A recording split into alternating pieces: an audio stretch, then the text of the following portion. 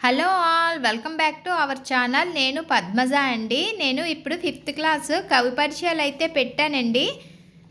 తర్వాత నేను ఇప్పుడు ఫస్ట్ 3 లెసన్స్ చదివి వినిపిస్తానండి. చూడండి, మనకి లెసన్స్ అయితే చదివితే కనుక ఇతివృత్తం ప్రక్రియ అయితే బాగా గుర్తుంటాయండి. మనము అన్ని లెసన్స్ చదువుకుంటే మనకి బిట్స్ వచ్చినప్పుడు ఇతివృత్తము ప్రక్రియ మనకి బాగా గుర్తుంటాయి అన్నమాట. బిట్స్ కూడా వస్తాయి కదండి. ఫస్ట్ లెసన్ చూద్దాం ఇప్పుడు. 5th క్లాస్లోని ఫస్ట్ లెసన్ వచ్చి ఏ దేశం మేగినా. ఇతివృత్తం వచ్చి దేశభక్తి అండి. ప్రక్రియ వచ్చి గేయం, అంటే గేయం రూపంలో ఉంటుంది ఈ లెసను. దేశభక్తిని తెలియజేస్తుంది అన్నమాట. ఏ దేశం మేగినా చూడండి ఫస్ట్ లెసను. కవి పరిచయం వచ్చి రాయప్రోలు సుబ్బారావు గారు. నేను ప్రీవియస్ వీడియోలో అయితే కవి పరిచయాలు పెట్టానండి. ఇప్పుడు మనం పాఠం చదువుదాము. ఇదిగోనండి, ప్రక్రియ గేయం రూపంలో ఉంది. ఇతివృత్తం వచ్చి దేశభక్తి అని చదువుకున్నాం కదా. దేశభక్తిని తెలియజేస్తుంది అన్నమాట ఈ లెసను. ఏ దేశం ఎగినా. ఏ దేశం ఎగినా ఎందుకాలీడినా ఏ పీఠమెక్కినా ఎవ్వరేమనినా పొగడరా నీ తల్లి భూమి భారతిని నిలుపరా నీ జాతి నిండు గౌరవమును. ఏ పూర్వ పుణ్యమో ఏ యోగ బలమో జనించినాడవి స్వర్గఖండమున ఏ మంచి పువ్వులన్ ప్రేమించినావో నినుమెచ్చి ఈ తల్లి కనక గర్భమున. లేదురా ఇటువంటి భూదేవి యందు లేరురా మన వంటి పౌరులింకెందు. సూర్యుని వెలుతురు సోకు నందాక ఓడల జెండాలు ఆడు నందాక. అందాక గల ఈ అనంత భూతలిని మన భూమి వంటి చల్లని తల్లి లేదు. పాడరా నీ తెంగు బాలగీతములు పాడరా నీ వీర భావభారతము. గేయం రూపంలో ఉందండి లెసను, గుర్తుపెట్టుకోవాలి. ఇతివృత్తం దేశభక్తిని తెలియజేస్తుంది. చూడండి, ఇక్కడ కొన్ని అయితే అర్థాలు ఇచ్చారు, చూద్దాము. పీఠం అంటే గద్దె సింహాసనం. యోగం అంటే అదృష్టం. స్వర్గఖండం అంటే స్వర్గం లాంటి ఈ భారతదేశం. జనించుట పుట్టుట. తెంగు తెలుగు. చూడండి, తెంగు అంటారు తెలుగుని. తెంగు తెలుగు. కాలిడు అడుగుపెట్టు. భారతి భారతదేశం. గర్భము గడుపు. సోకు తగులు. అనంతం అంతులేనిది. ఈ లెసన్ అయిపోయిందండి. నెక్స్ట్ చూద్దాము. మనకి ప్రతి లెసన్ వెనుక చదవండి ఆనందించండి ఇస్తారు కదా. ఇక్కడ చదువుదామని ఇచ్చారండి. వివేకానందుని షికాగో ప్రసంగమని.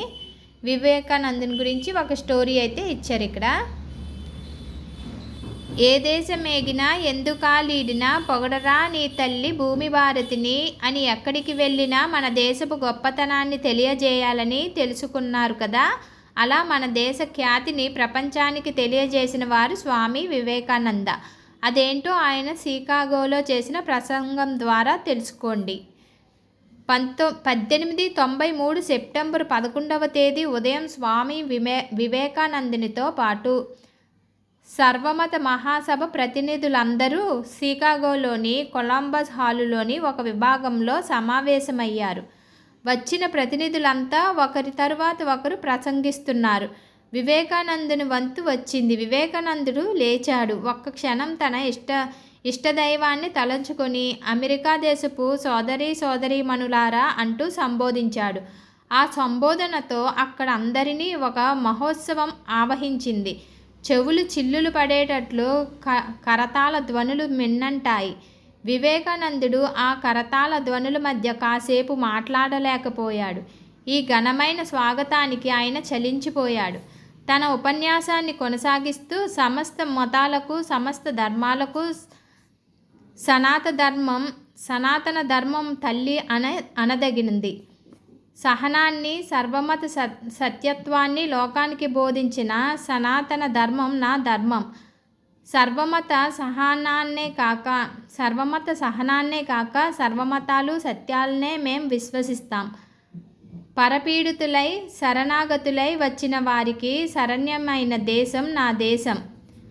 శాఖాభిమానం మతమౌఢ్యం లాంటి వాటిని ఖండించి అవి లేనట్టి ఒక సమాజాన్ని రూపొందించాలనే ఒక సదుద్దేశంతో మీ ముందుకు వచ్చాను అని అన్నాడు వివేకానందుడు. అన్ని మతాలు ఒకటేనని, ఆ మతాలలో జరిగే పూజా విధానాలన్నీ భగవంతుడి తత్వాన్ని తెలియజేసేవేనని వివేకానందుడు చెప్పాడు. ప్రార్థనలు, కర్మకలాపాలు చిత్తశుద్ధికి పనికి వస్తాయి. విగ్రహారాధన ధ్యానానికి ఉపయోగపడుతుంది. భగవంతుని దర్శనం లభించాలంటే ముందు మనలోని అహంకారం నశించాలి అని వివేకానందుడు చెప్పాడు. వివేకానంద స్వామి సనాతన ధర్మం గొప్పతనాన్ని లోకానికి తెలియజేశాడు. ఈ ప్రసంగం ద్వారా ప్రపంచ ప్రజలకు భారతీయ సంస్కృతి గొప్పతనాన్ని చాటాడు. స్వామి చిరంతనానంద అని ఇచ్చారండి ఇక్కడ. నెక్స్ట్ లెసన్ సాయం అండి. చూడండి, కవి పరిచయం వచ్చి జాక్ కోప్ 1913 1991 వరకు ఉన్నారు. జాక్ కోప్ దక్షిణాఫ్రికా నవల రచయిత, కథా రచయిత, కవి, సంపాదకులు. ఇది ఒక అనువాద కథ. చూడండి, సాయం లెసన్ వచ్చి ఇతివృత్తం, పరోపకారం, ప్రక్రియ వచ్చి కథనం అండి. సాయం లెసన్ స్టార్ట్ చేద్దాం. రవికి పక్షులంటే చాలా ఇష్టం. వాటి మధురమైన కిలకిల రావాలు వినడం మరీ ఇష్టం. రవి నిద్ర లేవగానే కిటికీ దగ్గరకు వచ్చి నిలబడతాడు. అక్కడ ఉన్న పక్షులను చూస్తూ వాటి ధ్వనులు వింటూ తన దినచర్యను మొదలెడతాడు. ఈ అందమైన చిన్న చిన్న పక్షులు ఎక్కడి నుండి వస్తాయో, ఎక్కడికి వెళతాయో అని ఆలోచిస్తుంటాడు. ఒకరోజు ఉదయం ఒక పెద్ద పక్షుల గుంపు వచ్చింది. రోజులాగే అవి విద్యుత్ తీగల మీద కూర్చున్నాయి. కిచకిచమంటూ రెక్కలాడిస్తున్నాయి. చీటికి మాటికి ఎగురుతూ మళ్ళీ వచ్చి అదే తీగపై వాలుతున్నాయి. ఇదంతా రవి ఆసక్తిగా చూస్తున్నాడు. కొద్దిసేపటికే ఒకటొకటి పక్షులన్నీ ఎగిరిపోసాగాయి. కానీ ఒక పిచ్చుక అక్కడే ఉండిపోయింది. అది ఎగరడానికి ప్రయత్నిస్తుంది, కానీ ఎగరలేకపోతుంది. రవి ఆ పిచ్చుకని చూశాడు. ఆ పిచ్చుక కాలు తీగలో ఇరుక్కుపోవడాన్ని గమనించాడు. అమ్మా, అటు చూడు, ఆ పిచ్చుక తీగలో ఇరుక్కుపోయింది అన్నాడు. పర్వాలేదులేరా, కాసేపైతే అదే ఎగిరిపోతుంది అంది వాళ్ళ అమ్మ. కాదమ్మా, దాని కాలు తీగలో ఇరుక్కుపోయింది, అందుకే ఎగరలేకపోతోంది అన్నాడు. ఇలా తీగల్లో ఇరుక్కుపోతూనే ఉంటాయి. నువ్వు లోపలికి రా, దాని గురించి నువ్వేమీ ఆందోళన పడాల్సిన అవసరం లేదు. పాపం అమ్మ, నువ్వు కాస్త ఆలోచించు. అది తీగలో రాత్రంతా ఇరుక్కుపోయి ఉంటే ఏమవుతుందో. ఏమీ అవ్వదు, నువ్వు పొద్దున్న లేచేసరికి అది ఎగిరిపోయి ఉంటుంది చూడు అంది అమ్మ. రవి రాత్రంతా ఇదే ఆలోచనతో పడుకున్నాడు. పిచ్చుకకి ఏమీ కాకూడదని కోరుకున్నాడు. మరుసటి రోజు ఉదయం లేవగానే పిచ్చుక గుర్తుకొచ్చింది. గబగబా బయటికెళ్ళి తీగవైపు చూశాడు. అక్కడి దృశ్యం చూచి ఆశ్చర్యపోయాడు. ఆ పిచ్చుక అలాగే ఉంది, కానీ పిచ్చుక చుట్టూ ఇతర పక్షులు చేరాయి. తీగకు ఇరుక్కున్న పిచ్చుక నోరు తెరచి ఉంది. పక్షులన్నీ దాని నోటికి ఆహారం అందిస్తున్నాయి. రవి ఇంట్లోకి పరిగెత్తుకెళ్ళి వాళ్ళ అమ్మ చేయి పట్టుకొని బయటికి లాక్కువచ్చాడు. చూడమ్మా, ఆ పక్షులన్నీ దానికి తిండి పెడుతున్నాయి. అమ్మ కూడా ఆశ్చర్యంగా చూసింది. రవికి ఇదంతా ఆశ్చర్యంగా, వింతగా అనిపించింది. నిజమే, ఆ పక్షులన్నీ కష్టంలో ఉన్న పిచ్చుకకి సహాయం చేస్తున్నాయి, కానీ మనిషి మాత్రం పట్టించుకోవడం లేదు. అందరూ చూసి కూడా చూడనట్టు ఉంటున్నారు అనుకున్నాడు. ఇంతలో అక్కడికి వాళ్ళ నాన్న వచ్చాడు. రవి ఆశగా, నాన్న, ఆ పిచ్చుక చూడు, పాపం తీగలో ఇరుక్కుపోయింది, దాన్ని ఎలాగైనా కాపాడుదాం నాన్న అన్నాడు. ఆ తీగలు చాలా పైకి ఉన్నాయిరా, దానిపైకి ఎక్కడం చాలా కష్టం, అందులోనూ కరెంటు తీగలు. మరి దాన్ని ఎవరు కాపాడుతారు నాన్న అడిగాడు రవి. ఆ పిచ్చుకను కాపాడాలంటే ఒకటే మార్గం. ఎవరైనా విద్యుత్ సరఫరా ఆఫీసుకు వెళ్ళి విద్యుత్ సరఫరా ఆపివేస్తే దాన్ని రక్షించవచ్చు. అది కూడా విద్యుత్ ఆఫీసు వాళ్ళే వచ్చి చేయాలి. నువ్వు ముందు బడికి బయలుదేరు, ఇప్పటికే ఆలస్యమైంది అన్నాడు. రవి బడికి బయలుదేరాడు. దారిలో నడుస్తున్న ఆ పిచ్చుకే గుర్తుకు వస్తుంది. విద్యుత్ ఆఫీసులో ఎవరెళ్ళి చెబుతారు? ఆ పిచ్చుకని ఎవరు కాపాడుతారు? ఎవరి గురించి ఎదురు చూడకూడదు, నేనే దాన్ని కాపాడుతా అనుకుంటూ రవి నేరుగా విద్యుత్ ఆఫీసు వైపు వెళ్ళాడు. విద్యుత్ ఆఫీసు లోపలికి గబగబా వెళ్ళాడు. అక్కడ కుర్చీలో కూర్చున్న అతనితో, సార్ మీరు కొద్దిసేపు కరెంటు ఆపు చేస్తే ఆ పిచ్చుక బతుకుతుందండి అన్నాడు. కుర్చీలో కూర్చున్న వ్యక్తి రవి మాటలు విని నవ్వి, నువ్వెవరు, ఎక్కడ ఉంటావు, విద్యుత్ ఆపడమేంటి, పిచ్చుకను కాపాడమేంటి అంటూ ప్రశ్నలు కురిపించాడు. తన ఇంటి ముందు పిచ్చుక ఇరుక్కుపోయిన సంగతంతా పూసగుచ్చినట్లు చెప్పాడు రవి. రవి చెప్పినదంతా విని ఆ వ్యక్తి, నువ్వు ఎవరి అబ్బాయివి, మీ ఇల్లు ఎక్కడో చెప్పు, నేను మనిషిని పంపుతానులే, నువ్వు ఇంటికి వెళ్ళు అన్నాడు. సార్, నేను రాఘవ గారి అబ్బాయిని, మేము పోస్టాఫీసు వీధిలో ఉంటాం, మీ వాళ్ళని తొందరగా పంపండి, పాపం పిచ్చుక అరుస్తుంటే ఏడుస్తున్నట్లు ఉంది అన్నాడు. అతను నవ్వుతూ అలాగే అన్నాడు. రవి ఇంటికి వచ్చేశాడు. సాయంత్రం అయ్యింది. ఇంకా ఎవరు రాలేదేమిటి? అసలు వస్తారా రారా? ఎవరు రాకపోతే ఆ పిచ్చుక చనిపోతుంది కదా. ఇలాంటి ఆలోచనలు రావడంతో రవి కళ్ళల్లో నీళ్లు గిర్రును తిరిగాయి. ఏరా రవి, ఆడుకుందాం రా అని రవి అక్క పిలిచింది. నేను రాను పో అని మంచం మీద పడుకున్నాడు. పిచ్చుక గురించి ఆలోచిస్తున్నాడు. కొంతసేపటికి, రవి, నీ కోసం ఎవరో వచ్చారు చూడు అంటూ అమ్మ పిలిచింది. రవి బయటకు వచ్చాడు. ఎదురుగా విద్యుత్ ఆఫీసులో పనిచేసే వ్యక్తి, అతనితో పాటు నిచ్చెనతో మరో మనిషి. రవి కళ్ళు ఆనందంతో మెరిశాయి. వచ్చేసారా, రండి సార్. ఆ వ్యక్తి నవ్వుతూ, విద్యుత్ ఆపు చేశాములే, పిచ్చుకను రక్షిద్దాం, నువ్వు కూడా రా అన్నాడు. అందరూ కలిసి బయటకు వెళ్ళారు. వచ్చిన వ్యక్తి నిచ్చెన వేసుకొని పైకి ఎక్కి జాగ్రత్తగా పిచ్చుక కాలును తీసి విడిపించాడు. కిందికి దిగి వచ్చి ఆ పిచ్చుకను రవి చేతిలో పెడుతూ, ఇదిగో నీ పిచ్చుక బతికే ఉంది, సంతోషమే కదా అన్నాడు. రవి ఆత్రంగా ఆ పిచ్చుకని చేతిలోకి తీసుకున్నాడు. చూడండి పిక్చర్. మెల్లగా దాన్ని నేల మీద వదిలిపెట్టాడు. పిచ్చుక ఎగరడానికి ప్రయత్నించింది, కానీ కొద్దిగా పైకి ఎగిరి కింద పడిపోయింది. కుంటుతూ నడిచింది. కొద్దిసేపటికి అది మళ్ళీ ఎగరడానికి ప్రయత్నించింది. ఈసారి ఎగరడంలో సఫలీకృతం అయ్యింది. కిచ్ కిచ్మంటూ గాల్లోకి ఎగిరింది. రవి ఆనందానికి అవధులు లేవు. అమ్మ, పిచ్చుక ఎగిరిపోయిందంటూ గట్టిగా చప్పట్లు కొట్టాడు. చూడండి అర్థాలు. దృశ్యం, చూడదగినది, కష్టం, ఇబ్బంది, ఆత్రం, తొందర, అవధులు, హద్దులు, గుంపు, సమూహం, ఆసక్తి, ఆపేక్ష. ప్రతి లెసన్కి ఒకటి చదువుదాం అని ఇస్తారు కదండి, అది ఇక్కడ ఉంది. అనకు, కనకు, వినకు అని ఒకటి ఇచ్చారండి, చిన్న స్టోరీ అయితే. అది సబర్మతి ఆశ్రమం. గాంధీజీ ఒక్కరే చిరుచాప మీద కూర్చొని ఉన్నారు. ఆయన అప్పుడే భగవద్గీత పారాయణం చేసి పుస్తకాన్ని ముందున్న చెక్క పెట్టె మీద పెట్టారు. నిన్న ఎవరో తనకు బహుమానంగా తెచ్చిన బొమ్మ వైపు దీక్షగా చూస్తున్నారు బాపూజీ. మహాదేవ దేశాయ్ లోపలికి వచ్చారు. తదేక ధ్యానంగా ప్రతిమ వైపు చూస్తున్న బాపూజీని చూశాడు. ఏకాగ్రతతో ఉన్న గాంధీజీకి వెనుక నుంచి ఎవరో నవ్వుతున్నట్లు అనిపించింది. బాపు వెనక్కి తిరిగి చూశారు. మహాదేవ దేశాయ్ నిలబడి నవ్వుతూ కనిపించాడు. మహాదేవ్ బాయి, రా కూర్చో, ఎందుకు నవ్వుతున్నావు అన్నాడు గాంధీజీ. మిమ్మల్ని మీరు మర్చి ఆ పెట్టె మీద బొమ్మనే చూస్తుంటే నాకు నవ్వు వచ్చింది బాపూజీ అని దేశాయ్ మళ్ళీ పక్కపక్క నవ్వడం మొదలుపెట్టాడు. గాంధీజీ దేశాయ్ భుజం మీద చెయ్యి వేసి తట్టుతూ, అసలు ఈ బొమ్మను చూసావా, ఎంత గొప్పగా ఉన్నాదో అన్నాడు. అవును, 3 కోతులు చాలా అందంగా ఉన్నాయి అన్నాడు దేశాయ్. కోతులు కాదు, అవి నా గురువులు అని గాంధీజీ ఆ కోతుల బొమ్మను మహాదేవ దేశాయ్కి చూపిస్తూ, ఇదిగో చూడి, ఈ బొమ్మలో 3 కోతులు కనిపిస్తున్నాయి కదా, అవి 3 పనులు చేస్తూ మనకు 3 విధాలైన ఉపదేశాలు ఇస్తున్నాయి. మొదటి బొమ్మ చూడు, 2 చేతులతో నోరు మూసుకొని కూర్చుంది, అంటే చెడు మాట్లాడవద్దు అని. రెండో బొమ్మ 2 చేతులతో 2 కళ్ళు మూసుకొని కూర్చుంది, అంటే చెడు చూడకు అని అర్థం అన్నాడు గాంధీజీ. గాంధీజీ మాటలు విని మహాదేవ దేశాయ్ ఆశ్చర్యచకితుడయ్యాడు. 3వ బొమ్మ వైపు చూసి, ఏం చేస్తున్నదో చెప్పు అన్నాడు మళ్ళీ గాంధీజీ. అది తన 2 చేతులతో గట్టిగా 2 చెవులు మూసుకుంది అన్నాడు దేశాయ్. దాని అర్థం ఏమిటంటే చెడు మాటల్ని వినవద్దు అని.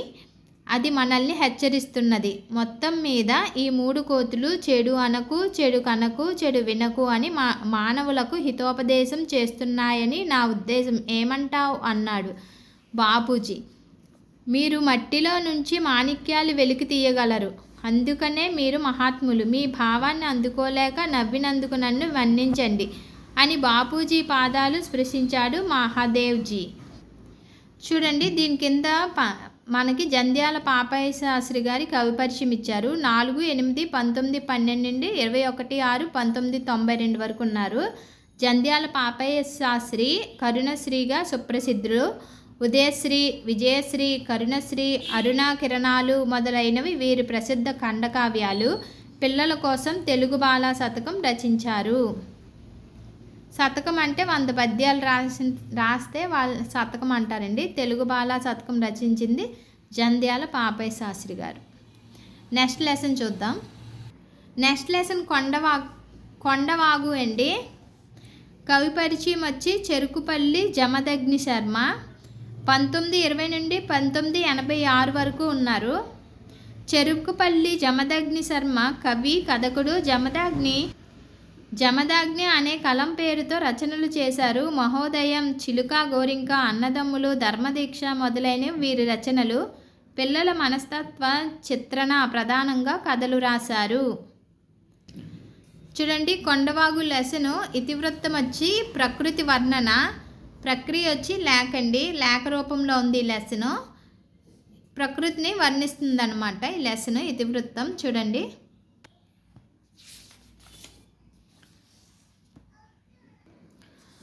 ప్రియమైన వెంకట్, నేను క్షేమంగా ఉన్నాను. నువ్వు, మన స్నేహితులు రహీం, డేవిడ్ ఎలా ఉన్నారు? నేను మొన్న దసరా సెలవులకు రామాం వాళ్ళ ఊరు వెళ్ళాను.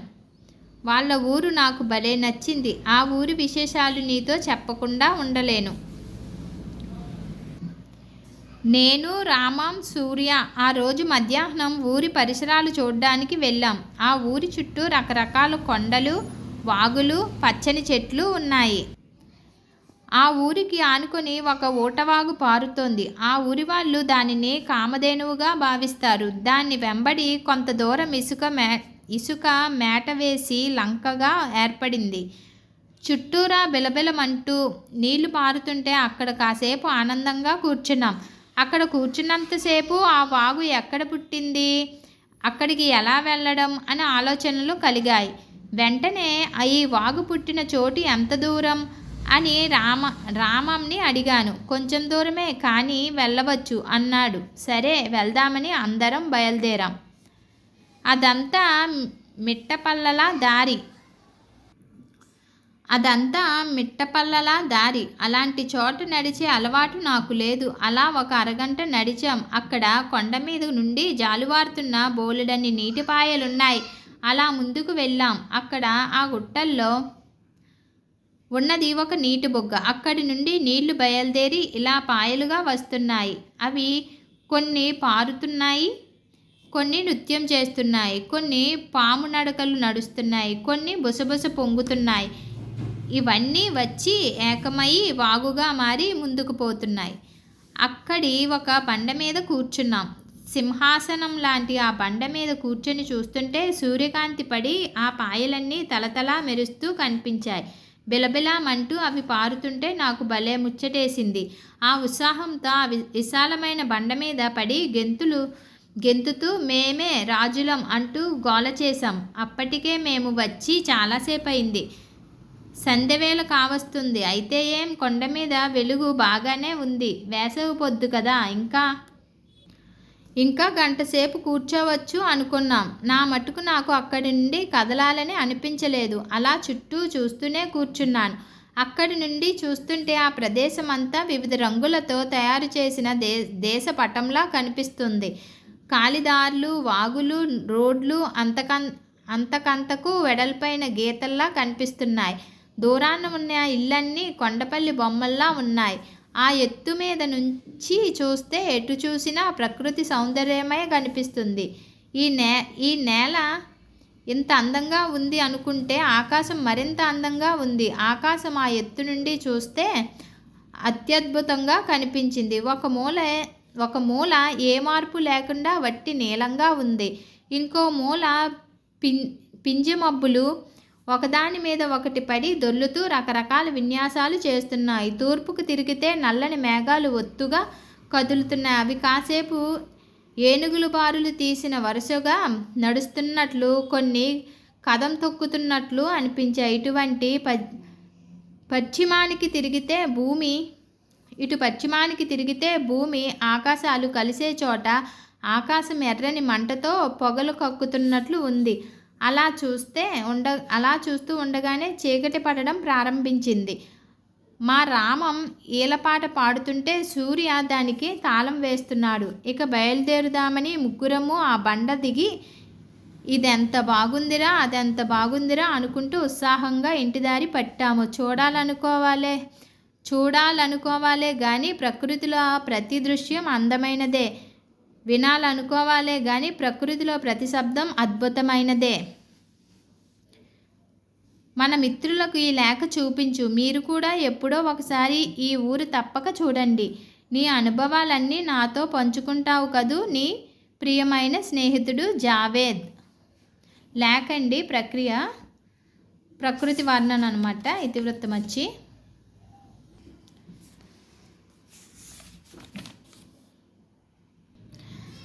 మేట, ఇసుక ప్రదేశం, వాగు, చిన్న ఏరు, జాలువారు, జారుతున్న బాట, దారి, క్షేమం, కులాస, పొద్దు, రోజు, దినం, దృశ్యం, సన్నివేశం, చూడదగినది, బారులు, వరుసలు, లంక, నదిలో పైకి లేచి ఉన్న భూభాగం, కథం తొక్కు, ఉత్సాహంతో ముందుకు వెళ్ళు. అర్థాలండి చూడండి. ఇక్కడ మనకు వడగళ్ళు అని ఒక పాట ఇచ్చారు చూడండి, పాడుకుందామని. వడగళ్ళు వడగళ్ళు వానదేవుని పండ్లు, వెలలేని తులలేని వెన్న ముద్దల చెండ్లు. వేసవి వెళ్ళింది, వడగాల్పు మళ్ళింది, చల్లచల్లని పిల్లవాయువులు వీచాయి, పొద్దు పొగరంతాను అణిగింది మణిగింది, ఉరుములు మెరుపులు ఉరకలు వేశాయి.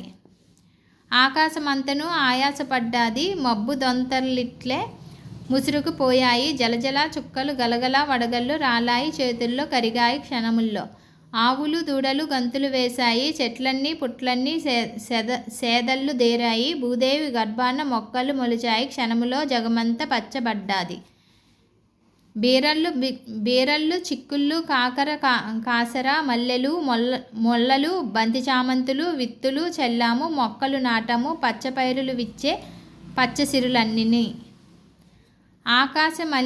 ఆకాశ మలివేని జడలోన మెరిసింది, 7 రంగుల ఇంద్రధనుసు పూదండ, ఎండలు వానలు చెట్టపట్టాలతో మూయిళ్ళు వాకిళ్ళు ఒళ్ళు తడిపాయి.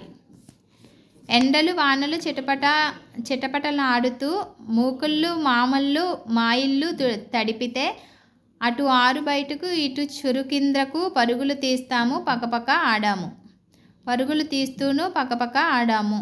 చిన్న పాట అయితే ఇచ్చారండి ఇక్కడ పద్యంలాగా. ఏడిద కామేశ్వరరావు కవి పరిచయం అయితే ఇక్కడ ఇచ్చారండి. ఏడిద కామేశ్వరరావు ఆకాశవాణిలో పనిచేశారు. రేడియో అన్నయ్యగా ప్రసిద్ధులు. రాష్ట్రగీతం, జైలు రోజులు, ఇండోనేషియా చరిత్ర మొదలైన రచనలు చేశారు. బాలల కోసం ఎన్నో పాటలు, నాటికలు రాశారు. అయిపోయిందండి. నెక్స్ట్ లెసన్ వచ్చి జయగీతము.